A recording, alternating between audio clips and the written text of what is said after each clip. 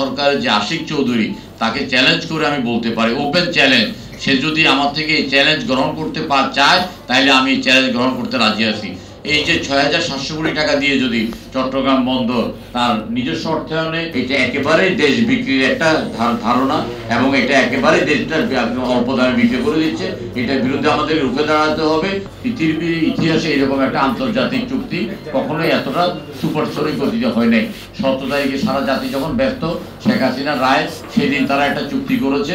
পৃথিবীর ইতিহাসে এরকম একটা আন্তর্জাতিক চুক্তি কখনোই এতটা সুপারসনিক গতিতে হয় নাই। ১৭ তারিখে সারা জাতি যখন ব্যস্ত, শেখ হাসিনার রায়, সেদিন তারা একটা চুক্তি করেছে অত্যন্ত গোপনে। এপি মুলারের যদি নিজস্ব ট্রান্সপারেন্সি থাকতো তাহলে কিন্তু তারা নিজেরা অন্তত বলতো যে আমরা একটা এই অন্তর্বর্তীকালীন সরকারের সময় না করে আমরা একটা গণতান্ত্রিক সরকার অথবা একটা নির্বাচিত সরকারের সাথে চুক্তি করব।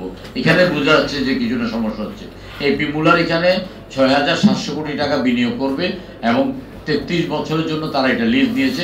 পরবর্তীকালে আরও আপনার ১৫ বছর তারা এক্সটেনশনের সুযোগ আছে। আবার আপনার তারা বন্দরকে সাইনিং মানি দিয়েছে ২৫০ কোটি টাকা।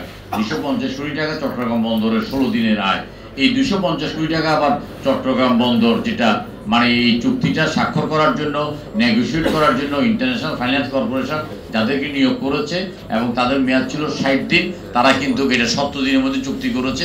এই ২৫০ কোটি টাকা কিন্তু আবার চিটাগং পোর্ট ওই ইন্টারন্যাশনাল ফাইন্যান্স কর্পোরেশনকে দেওয়া হয়েছে। আমি আপনাদের মাধ্যমে আমি বর্তমান সরকারের যে আশিক চৌধুরী, তাকে চ্যালেঞ্জ করে আমি বলতে পারি, ওপেন চ্যালেঞ্জ, সে যদি আমার থেকে এই চ্যালেঞ্জ গ্রহণ করতে চায় তাহলে আমি এই চ্যালেঞ্জ গ্রহণ করতে রাজি আছি। এই যে ৬,৭০০ কোটি টাকা দিয়ে যদি চট্টগ্রাম বন্দর তার নিজস্ব অর্থায়নে এই আপনার বন্দরটা তৈরি করে, সেখানে আপনার ৫ বছরের মধ্যে চট্টগ্রাম বন্দরের এই বিনিয়োগটা উঠে যাবে। চট্টগ্রাম বন্দরকে $২১ করে দেওয়া হবে বলছে। এখানে চট্টগ্রাম বন্দরকে $২১ করে দেওয়ার পরে প্রায় $৮০ মতো তারা আপনার বৈদেশিক মুদ্রা এখান থেকে নিয়ে যাবে। আমরা কেন এই সুযোগটা দেব? ৬,৭০০ কোটি টাকা বিনিয়োগ করার মতো বাংলাদেশে অনেক এন্টারপ্রেনার আছে যারা ৬,৪০০ কোটি টাকা বিনিয়োগ করে এটা আপনার এই দেশের সম্পত্তি দেশে রাখবে।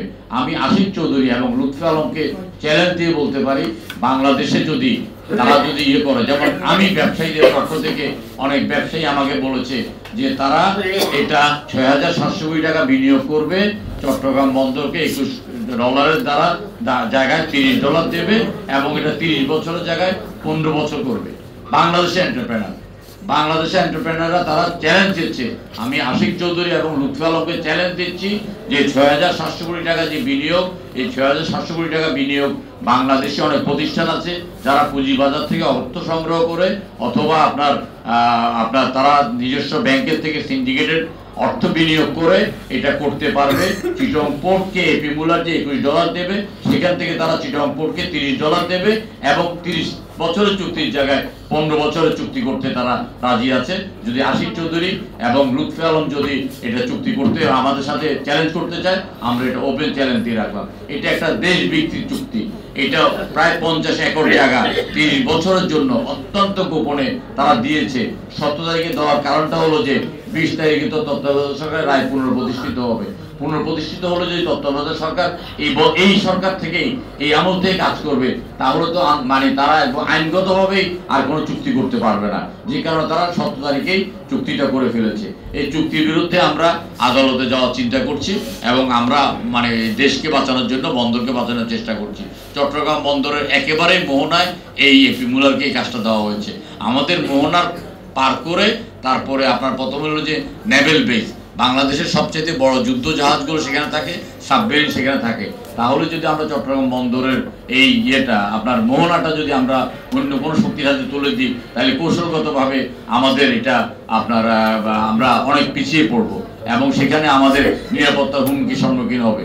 আরেকটি কথা বলতে চাই, চট্টগ্রাম বন্দরের মোহনায় যদি এপি মুলার বা অন্য কোনো বিদেশি প্রতিষ্ঠান যদি তারা কাজ করে, তাহলে এই মোহনা থেকে চট্টগ্রাম বন্দর আরো প্রায় ২০ নটিক্যাল মাইল দূরে। তাহলে কোনো জাহাজ কিন্তু আর চট্টগ্রাম বন্দরে যাবে না, চট্টগ্রাম বন্দরটা আস্তে আস্তে পরিত্যক্ত হয়ে যাবে। সরকারের মূল উদ্দেশ্য হলো যে চট্টগ্রাম বন্দরকে একেবারে পরিত্যক্ত করে চট্টগ্রাম বন্দরটা বিদেশিদের হাতে তুলে দেওয়ার জন্য। এইটার অন্তরালে আছেন শেখ হাসিনার চাচা নুরুল কাইয়ুম খান, যিনি শেখ হাসিনার চাচা হিসেবে পরিচয় দিতেন এবং তিনি এই প্রস্তাবটা দিয়েছেন।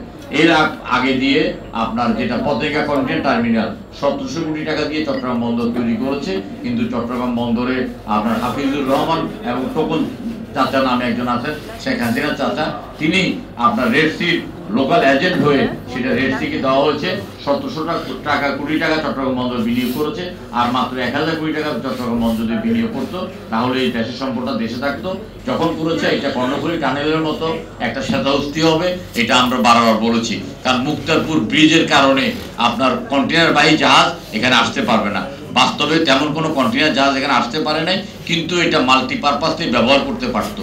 এখানে আপনার ভারত থেকে যেসব সিমেন্ট অ্যাশ আছে অথবা চট্টগ্রাম বন্দর থেকে যে বাল্ক কার্গোগুলো আসে, এখানে কন্টেনার জাহাজকে কনভার্ট করে, কন্টেনার টার্মিনালটাকে কনভার্ট করে যদি সেটা করতে পারতো তাহলে কিন্তু সরকার দেশ লাভবান হতো।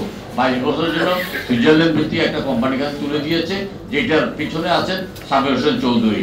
তাহলে আপনারা বুঝে দেখেন যে এই সরকারের এখানে কত বড় যারা আছেন সরকারকে একটা মাফিয়াগিরি ধরে ফেলছে, এবং এই মাফিয়ারা এই আন্ডারহ্যান্ড যে কত টাকা এখানে নিচ্ছে সেটা আল্লাহ তাআলা মালুম। কারণ যারা এই চুক্তির সাথে জড়িত তারা চুক্তি করার পরেই সুইজারল্যান্ড গেছেন। আপনারা নিজেরা খবর নিয়ে দেখেন তারা সুইজারল্যান্ড কেন গিয়েছে। সুইজারল্যান্ড ভিত্তিক কোম্পানিকে পাঙ্গা দেওয়ার পরে তারা সুইজারল্যান্ডে কেন গিয়েছে এবং সুইজারল্যান্ডে গিয়ে সুইস ব্যাংকে কত টাকা তারা জমা করেছে সেটা আপনারা বিবেচনা করে দেখতে পারেন। ইতিমধ্যে new mooring container terminal, Pangaon container terminal এবং লালদিয়ার চর, যেটা চট্টগ্রাম বন্দরের একেবারে হৃৎপিণ্ড, বাংলাদেশের একেবারে হৃৎপিণ্ড, বাংলাদেশের নিরাপত্তার জন্য একেবারেই অত্যন্ত প্রয়োজন। একটা পৃথিবীর ইতিহাসে এত সুপারসনিক গতিতে কোনো কাজ হয় নাই। তাইলে বর্তমান সরকার যদি ন্যূনতম ট্রান্সপারেন্ট থাকতো, আশিক চৌধুরী এবং লুৎফি আলমরা যদি ন্যূনতম ট্রান্সপারেন্ট থাকতো, তাহলে 70 দিনের মধ্যে এই বন্ধের দিনে আপনার সুপারসনিক গতিতে, পৃথিবীর ইতিহাসের সবচেয়ে সুপারসনিক গতিতে তারা এই চুক্তিটা করেছে। এখানে এই ধরনের চুক্তি করতে গিয়ে অত্যন্ত সতর্কতার সাথে দেখতে হয়। আমাদের চাইতেও চুক্তি করার ব্যাপারে ভারত অগ্রগামী, কিন্তু ভারতের JNPT, Jawaharlal Nehru port trust, সেটা যখন এপি মুলারের সাথে আপনার একটা চুক্তি করেছে, পরবর্তীকালে দেখা গেছে এই চুক্তিতে অনেকগুলো সমস্যা হয়েছে। ডিপি ওয়ার্ল্ড জিবুতিতে একটা চুক্তি করেছে, পরে জিবুতি সরকার যখন এই চুক্তি বাতিল করেছে দেশের স্বার্থ বিরোধী, সেখানে আপনার জিবুতি সরকারকে অনেক বেশি এটার জন্য কষ্ট দিতে হয়েছে। সুতরাং আমরা মনে করি যে এটা একেবারে দেশ বিক্রির একটা ধারণা, এবং এটা একেবারে দেশটা অল্প দামে বিক্রি করে দিচ্ছে। এটার বিরুদ্ধে আমাদের রুখে দাঁড়াতে হবে, এবং এটা বুঝে না বুঝে অনেকে এটা সমালোচনা করছে। চট্টগ্রাম বন্দর একটা লাভজনক প্রতিষ্ঠান, বছরে 4500 কোটি টাকা চট্টগ্রাম বন্দরের লাভ হচ্ছে, প্রায় 70,000 কোটি টাকা চট্টগ্রাম বন্দর ট্যাক্স দিচ্ছে। চট্টগ্রাম বন্দর এবং কাস্টম সম্পূর্ণ ভিন্ন জিনিস। চট্টগ্রাম বন্দরের কাজ হলো একরকম, কাস্টমস কাজ হলো আরেক রকম। কাস্টমের সাথে চট্টগ্রাম বন্দরকে গুলিয়ে ফেলে একটু নেগেটিভলি এটা প্রচারণা করছে। সাংবাদিক ভাইদের কাছে আমরা অনুরোধ